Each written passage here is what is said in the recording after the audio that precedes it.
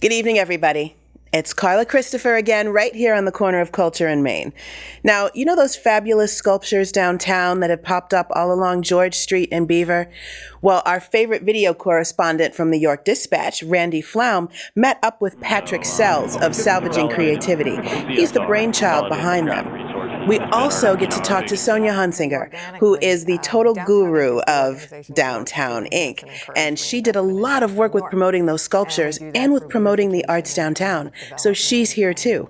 On top of that, we also get to talk to and see a great clip of the documentary about Patrick and about those sculptures, and talk to the filmmaker, Greg Timmons from Diemo Video, another local York company.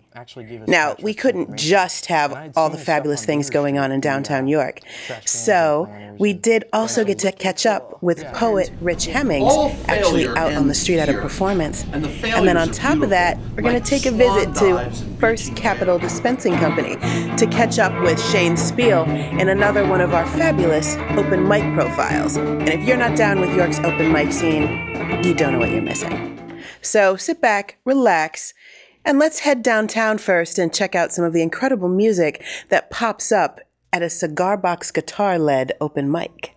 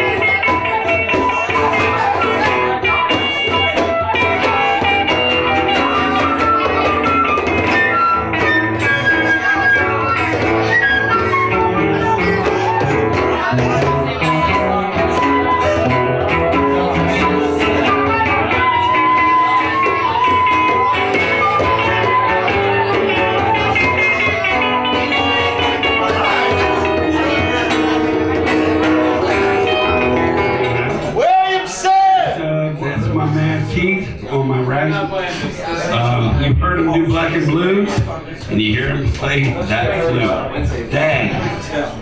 I didn't know you were as good as I thought you were. When I was listening, I'm like, shit, I'm like, listen, he's like one of the best players in York. But it's a blessing. And give it up for Shane for having us all out here, please. Oh yeah, it's my job, Mr. Shane Speal. I tell you, all the ones running the open mic. Wake up.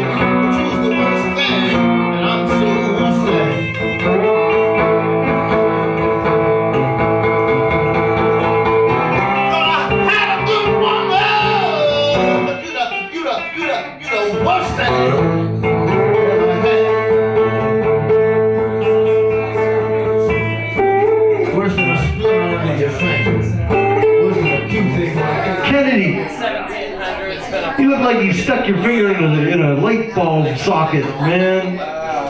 You look like Kramer is what you look like.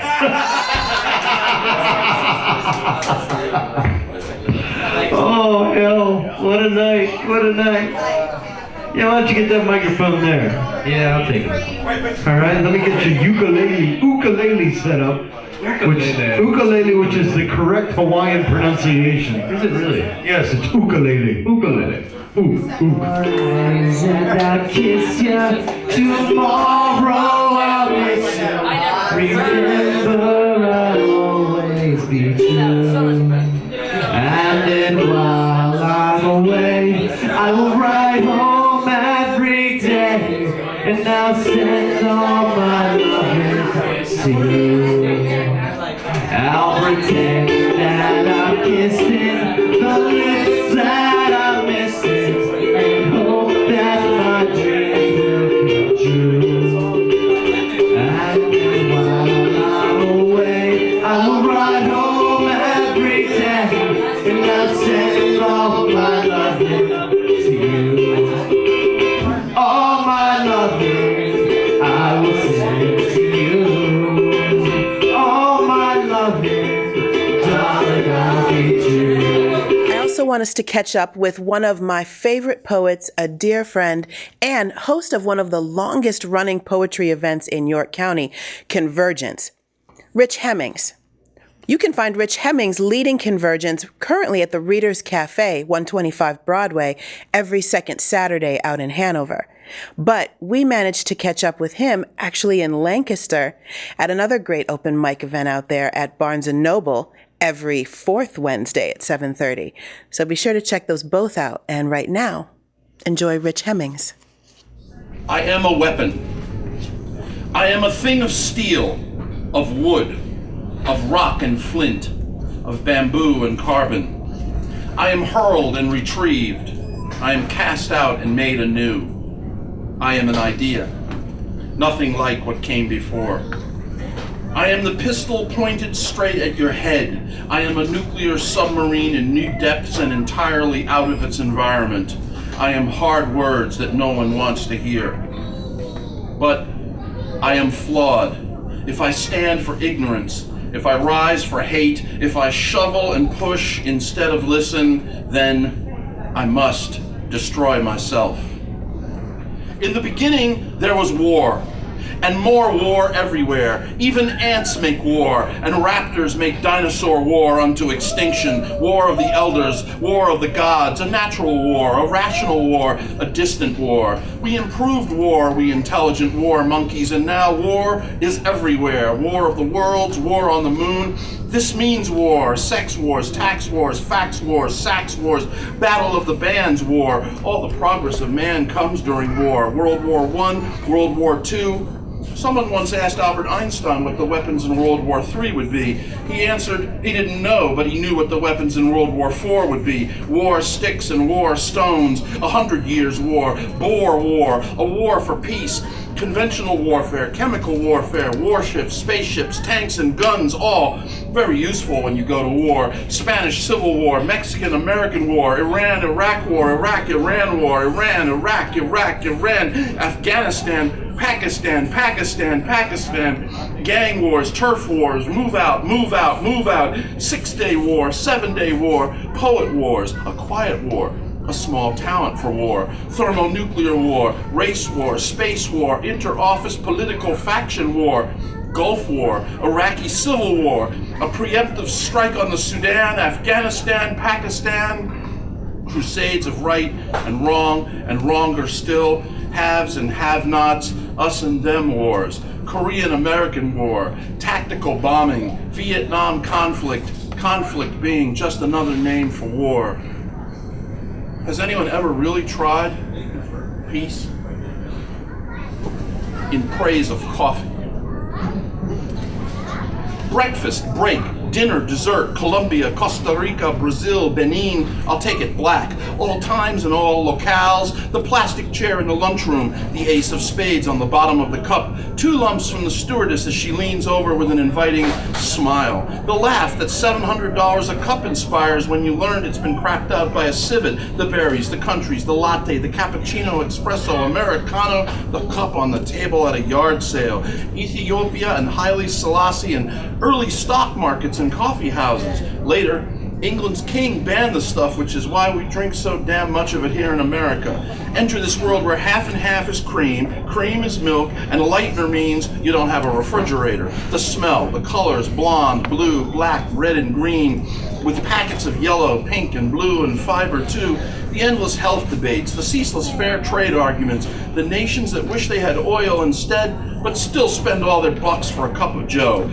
They say the beans were first discovered by a goat, but damn, goats will eat anything. Here's the baristas, the beats, the open mics, the stain on your shirt, the Vietnamese coffee, the soy milk, the coffee drink that Coca-Cola tried to market and failed, the beans covered in carob or chocolate, even Manhattan specials or Starbucks ice cream. Hey, would you throw hot coffee on me? Do you have some instant? Have you ever tried a coffee slushy? An espresso sorbet? Can you make change so I can use the vending machine? I'll have just one more cup for the road. She remembered that the gas tank in my car was on the passenger side. The gas station attendant noted the car was dirty. A bystander said it was me who spoke. The cigar store clerk recalled that we shared a payday bar and ate it from opposite ends. An usher in the movie theater would later state that she asked which film started first. The popcorn lady said my jacket was wrinkled. The couple in the next seats recalled that I coughed. A man stated that I said, "nice movie," in the bathroom, but I actually said, "good flick." The man who held the gun knew that I shook. At the precinct, I called my date's father at 11 exactly. I remembered that when we kissed, she didn't close her eyes. I find black and white images in my mother's box of secrets. 4 of her, 4 of me, connected like a movie. This was the Washington Heights bus station, and it must be 1965. I remember the photo booth in the waiting area. It took quarters. I'm looking a bit worried at first. No doubt I asked to go in, but once the curtain was pulled, I was alone in the cramped exposure space. But the next scene became playful, and finally I began to laugh as if I had the world by the ear. Here are the strange facts of photographs. I don't remember what we did that day, where we went, or what we had for dinner, and for these moments we were documented as alive. It's the pictures of Mom I keep coming back to. Unlike me, she began with a wan smile and tossed her head about in the manner of one who knows how to work an audience. Still, the last shot has a chord of dismay. She looks out into the future of single motherhood, and both of us can see it's no picnic. The streets go unmapped. Directions are lost. Signs in the labyrinth yield no way back. No one even left to tally the cost. Hot sweat drips like molten metal, forms dross. Feet burn when they strike a pavement's deep crack. The streets go unmapped. Directions are lost. The way out is sought and grainy crumbs tossed. The start was in the maze. None can backtrack. No one even left to tally the cost. A clock tower rings out. Hasten and cross these roads before all come under attack. The streets go unmapped. Directions are lost. High above, the huge gray changes to frost. Now, where we walked is smooth. We leave no track. No one even left to tally the cost. A copper sundial has noon's mark embossed. It can't help. We see only what we lack. Directions are lost. These streets go unmapped. No one even left to tally the cost. Forewarning. Epigraph. I had never seen a dead body before. young man leaving the scene of a Moscow subway bomb. I have seen a dead body, and not in a coffin. Always I volunteered to push the gurney to the morgue. Some were scared to look. Big city, hospital, blues, nothing like TV. Once an 18-year-old was taken to the ICU, my ICU, bullets in brain, skull shattered. Every second Monday in the morning, he took the money to the bank. One day, they decided he was worth more dead. They shot him. It was his mother's birthday. It was my birthday. It was hers. He was hers. It was mine. All through the long morning, they fought like mad cats to keep him alive, to keep hope alive. They failed. We failed. His mother screamed, ran from nowhere to nowhere. It was her birthday. It was my birthday. We had to transfer him to the morgue. Be careful, they said. We moved the body. The brains leaked and his face looked kind of pathetic. You could have put your hand in right through his head, right through his head. Years passed from that fateful trip to the morgue. I have celebrated nearly 30 more birthdays. One of them someday will be the last, but praise God, in some strange, unhappy way, at least I know what is coming. You know, it's no episode of Culture in Maine without us finding some of the coolest videos showcasing local arts that we could possibly bring to you. So first, check out what Randy Flaum captured when he interviewed Patrick Sells, who owns Salvaging Creativity and works with several other local fabricators to turn the found industrial art that characterizes York and create beautiful projects and sculptures from all these found industrial pieces. And then we're going to come back into the studio and we're going to catch a clip of the video documenting these art installations downtown and talk with Sonia of Downtown Inc. and Greg of Diemo Video.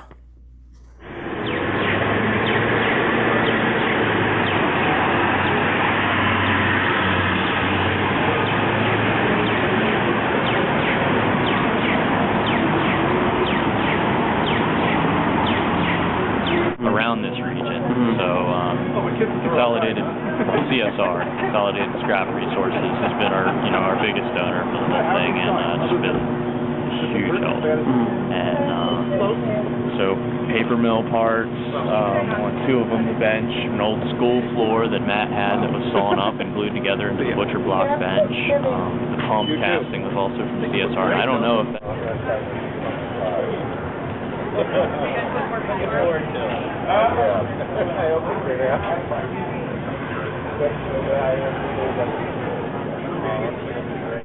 I'm hoping, as people walk by these items, somebody will be like, hey, I tossed that out in the scrapyard 6 months ago, and here it is on the street, and then maybe we'll hear a little bit more of the story and where it came from. Right.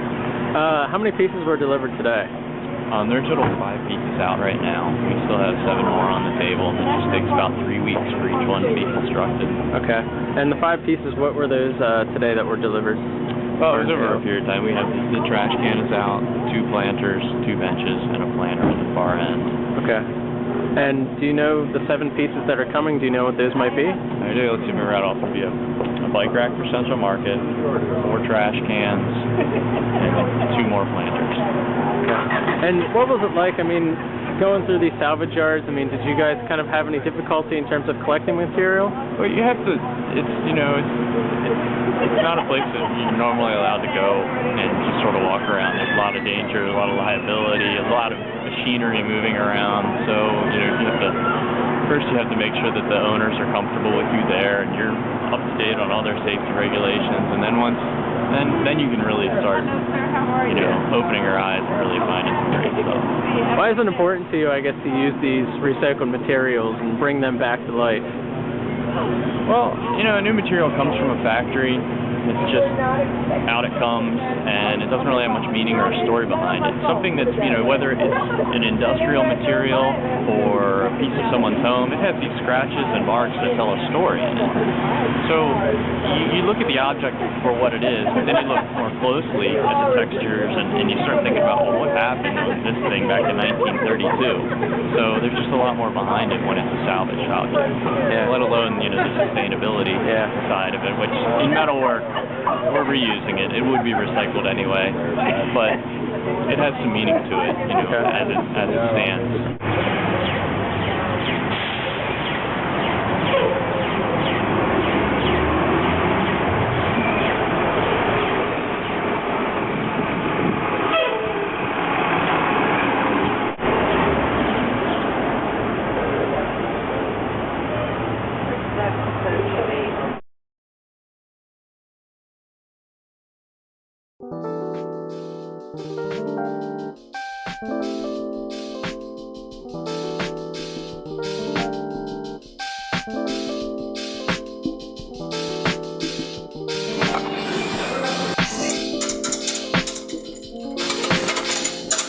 We make stuff here, we create stuff here.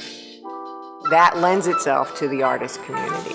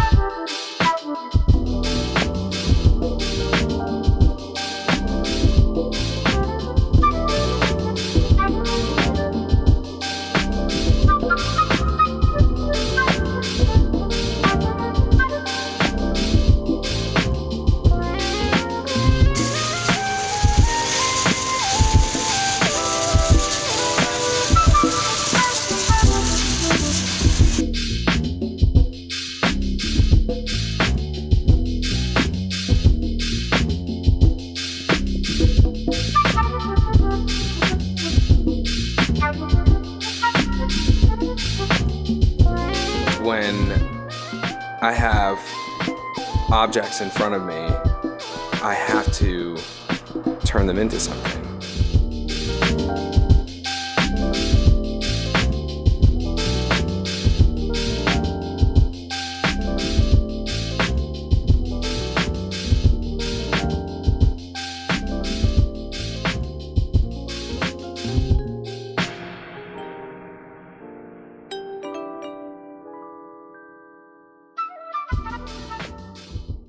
Now you can watch the whole video if you go to downtownyorkpa.com, or if you look up Diemo video on YouTube, or you can enter George Street Artists on YouTube and you can see the whole thing. However, we're here with some of the voices behind the documentary and some of the awesome art downtown. Greg and Sonia, thank you for coming on the show. Now, Sonia, break down your involvement in how did you get hooked up with this documentary in the first place? Actually happened pretty organically. Downtown Inc. is the organization that works to enhance and encourage reinvestment in downtown York. And we do that through beautification and economic development and public safety issues and that sort of thing. And a couple of years ago, we were approached by a private donor who said that they would contribute $10,000 if we could get the businesses to match that $10,000. And we pulled together the businesses on North Beaver Street, and they were able to collectively raise $10,000 to match the $10,000 donor. We came up with $20,000 and commissioned Patrick Sells of Salvaging Creativity to create all of these really cool street amenities on North Beaver Street. George Street businesses got a little jealous and decided they wanted the same thing. Some type of way. And so, right. So they also found a donor for $10,000, got the businesses to collectively raise another 10, came up with a 20, and Pat Sells at that point helped us pull together different artists. So it wasn't all just salvaging creativity stuff. This was all different local artists that we were able to feature this time on North George Street. through that process, Greg and Nick were talking to Pat, and I'll let you pick up the story from here. And we were just pulled into the documentary. And then what happened? So my business partner, Nicholas Diener, he has a family friend who actually gave us Patrick's information. And I had seen the stuff on Beaver Street, the trash cans and planters and Which benches. are wicked cool. Yeah. Which are wicked cool. And I never knew who did them. So when we finally got hooked up with Patrick and we sat down and met with him through this family friend, he was saying that there were more artists involved and that George Street was going to be kind of beautified. An artistic showplace in the making. Right. And Nice. we were interested initially, but once we saw some of the pieces and met some of the artists, we realized that we needed to do a little bit more than what we had originally anticipated doing. So it was going to be a 2 or 3 minute video to just go in between shows. You went from promo to full story. Right, yeah. So we went to these artists' spaces and we met them, interviewed them, and saw the work that they were doing. And what inspired us to make it a longer film and into a short documentary was that all this stuff was, you know, cogs and gears and parts to machinery in the Industrial Revolution in the late 1800s. And a lot of these factories had closed their doors, and these artists over 100 years later were coming back, pulling these parts out and making it into art that would pull people out from suburbia and bring them downtown to eat at restaurants and, you know, go to bars and actually enjoy the space downtown rather than being scared. And I feel like we had a chance to change the face of downtown and honestly bring some pride back to this community. Right. So in doing this, it wasn't just featuring these artists, it was, you know, we had a bigger goal in mind. So part of the goal was to bring people downtown and give York something to be proud of again. Because we're a community that needs that, and there's a lot of talented people here, but they don't have an avenue to really share what they're doing or connect with each other. So it's still so new. There's still a lot of work that needs to be done with getting the word out, with letting people know. I mean, Lancaster's got a whole industry built on, you know, shoe fly pie and Amish-based art, and Harrisburg's got being the capital, and you know, but York has so much talent. Everyone I know that's come into York, once they make the trip, once they come to a show here, can't stop talking about not only how great the art is, what a diversity, what an edginess there is to the art that's here, but also how great the people are, how the relationships, just like the relationships that helped the documentary get started, that helped fund the art on Beaver and George, that these relationships, that the kindness, the openness of people, the way that the artists work together, the way that businesses work together, even in friendly competition, it's still a real community. It's a very intimate community. It is an intimate community. It's fascinating because instead of competing with each other like in other large cities, these artists, poets, painters, photographers, filmmakers, they all get together and they help each other out. You know, there's always good ideas being thrown around from one medium to another, and these people are working together here, which is awesome. So unlike a larger city where you need to conform to the art scene there to be an artist that's recognized in that community, here you can do whatever you like, and people respect that you're into what you're into just because that's what you enjoy. Nice. So it's a lot different, and I felt like that needed to be showcased, and that needed to get out there somehow, and so that York can be proud that they're an interesting spot to stop along the way in between all the other big cities. That corridor, up and down that corridor. So now at what point did Downtown Inc. recognize that going the way of the artists was a major way to contribute? I mean, artists, the starving artist cliche is so popular. It's not, when you're thinking about, okay, I want to economically restore a city, I want to inspire a renaissance in an urban community, art's not the first thing necessarily that people would think of. It is and it isn't. It's actually one component of all of the other things that have to be looked at. You have to look at housing, you have to look at public safety, you have to look at public relations and the reputation. But the arts, everything happens so organically. Like Greg said, you know, everybody brings their own thing to the table, but the beauty of it, and this is intimate community, they learn ways to complement each other. But the art, and we have the visual arts, and we have the performing arts, and this open air gallery, so to speak, which will eventually populate the whole downtown. So it's going to keep on growing. It's going to keep on growing. As a matter of fact, we just put a call out for artists for phase 3. We have 4 more pieces that we're going to install this year on West Philadelphia Street, out in front of the Philadelphia Street Garage, in front of Market View Arts, in front of Central Market, and down by Heidelberg Church. So we need design ideas, and the whole theme will continue to be that industrial art, that use of the old industrial scrap that speaks to our heritage as a manufacturing center, but that we can convert and recycle into usable materials that populate our downtown streetscape, and people can come in and just be enamored by the stuff that these artists are creating. One other point I do want to make is that these artists, while they're receiving a very minimal stipend, they are not being paid to do this, and so they are contributing. It's that organic, intimate community. They're contributing to this. They're just happy to see. And I know several of the artists that have worked on and helped fabricate and put together. I think it's important to note that it's not just one artist that's going into these pieces. You've got fabricators and welders and salvagers. You've got painters and finishers. You have a whole crew that's coming together to work on each one of these. And a lot of these artists not only aren't paid for their work necessarily, nobody even knows who did it. Their satisfaction is getting to walk around downtown and see this cool art and see kids being like, wow, or playing on the dragons or tapping on the Tin Man. And that actually brings them so much happiness because they really are changing the downtown scene. I think that's incredible.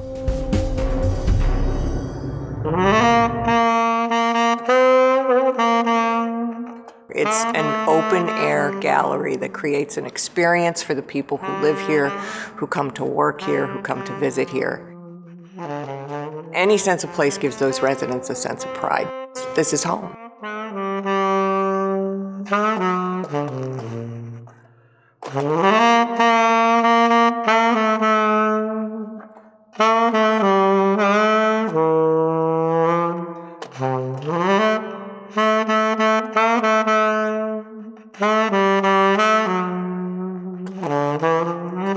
It's very much appreciated by the community. So how would you say this seems like the scene has changed since you've been actively working with revitalizing it, and you've actively been working with documenting it? You have this unusual perspective of being the person behind the scenes and getting to work and see what artists are doing and what people in the community are doing. So what has changed, and what have you seen grow and change in the last couple of years? I've seen more confidence from the artists that are out there doing things that maybe before they didn't have exposure. They might not have had the connections that they've made, especially bringing in organizations like Downtown Inc. to work with these artists and to promote them. It's really given them a sense that what they're doing actually is pretty unique and cool. I feel like York has had this battered sense of self for a while, and people always mention that we're in the shadow of Lancaster, but we're doing something different. We're marching to the beat of our own drum, and I feel like that's what's changed. People have recognized that, and people have furthered their own causes and other people's causes. So it's cool to see that, and to just be a part of that transformation and to know the people. I enjoy downtown much more now that I have met this group of people, and I've been embedded in this community. So you're part of the scene now. Right. A lot of my friends moved away after high school, and they went to larger cities. And so you're an original York boy.